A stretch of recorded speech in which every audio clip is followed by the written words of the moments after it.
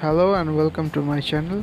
Today I am going to share with you how to draw semi-still water bodies easily on digital platform. By semi-still I meant the water bodies that are not very much turbulent or in flow. To draw this, you first have to know the direction of lighting, natural lighting, which you are going to use, and the direction of the viewer, from which angle he is seeing the scenery and the objects surrounding the water body, that is the surrounding coast areas, the mountains and the small trees, and obviously the gradient of the sky. Now you can see the source of natural lighting is from the right side. According to this, our shadow areas, or you can say the dark areas of the water body, will be controlled. Now we are taking a new layer, and on that layer we are going to construct our water body. First we are picking colors of the distant mountains and then trying to draw a shadow of the mountain, and as we go from left to right we will be increasing the brightness of the distant mountain, because the incident light on the water will be brighter as we go further right. So you are seeing that we are using light violet, and when the light is extremely bright we will be lending some colors from the sky itself and try to mix it up with the mountain reflection, as you can see we are doing here.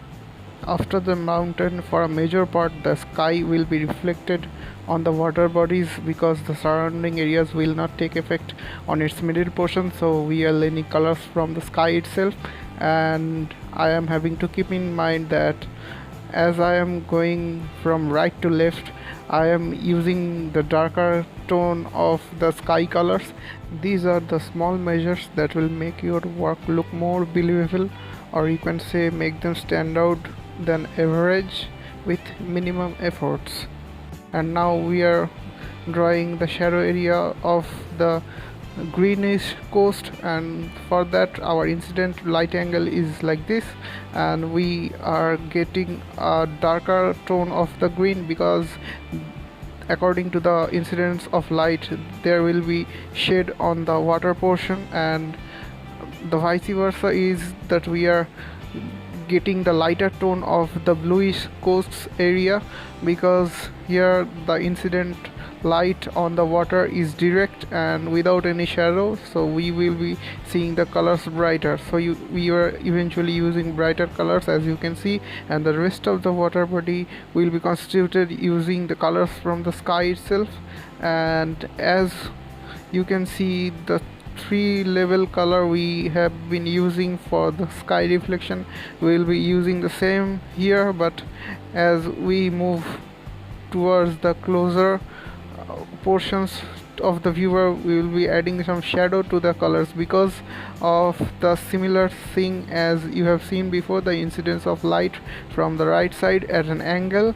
And we are doing the thing here, we are adding the middle tone of the sky color, then we will be adding the dark tones of the sky color or leftmost tones, and eventually we will be adding shadows as we get closer in our view of the water body.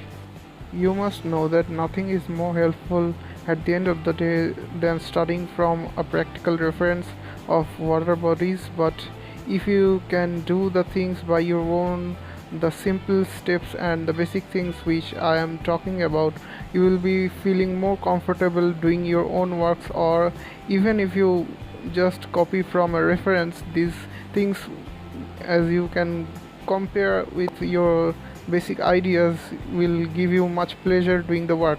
Now we were missing something here.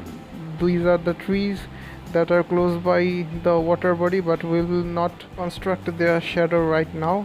We will be giving the water body a natural look first. For this we are segregating the watery area in three parts, that is a distant part, a middle part and a closer part. To replicate the small waves due to airflow in the water bodies, we will be having different textures for distant, middle and closer parts. That will be, for distance it will be tiny and not too much visible for the eye. In the middle it will be average, and in the closer part the wave patterns will be a bit visible than the other.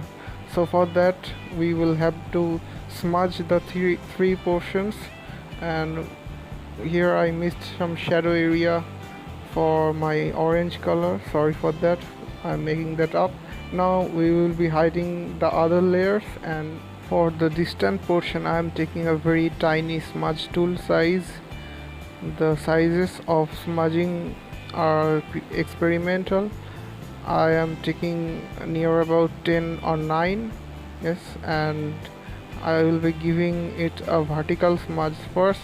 Yes, vertical, because it will give the portion the intended mix up that will be applied to make it look like real watery thing, not solid object. Then it will be smudged horizontally with same radius, but first we will not do that. We will first get our mix up effect as good as possible with minimum effort. So I will be continue smudging vertically the middle portion with a bit bigger smudge tool size. As you can see, the distant portion is complete. Now I am doing the middle portion, and after that I will continue to do it with the closure section also with a far bigger smudge tool size. As you can see, I have selected 24 pixels here, and I will be doing the same in this area also. The smudging pattern, the smudge tool size, and the number of times you give it your brush coat is experimental. I am keeping the things really basic here, but with time, patience, and with observations, you can do as many times the repetitions as necessary, and more you do the repetitions, the thing will get mixed up and your water body will look more practical, and the knitting of your smudging area or your smudge pattern will determine the turbulence or the stillness of the water.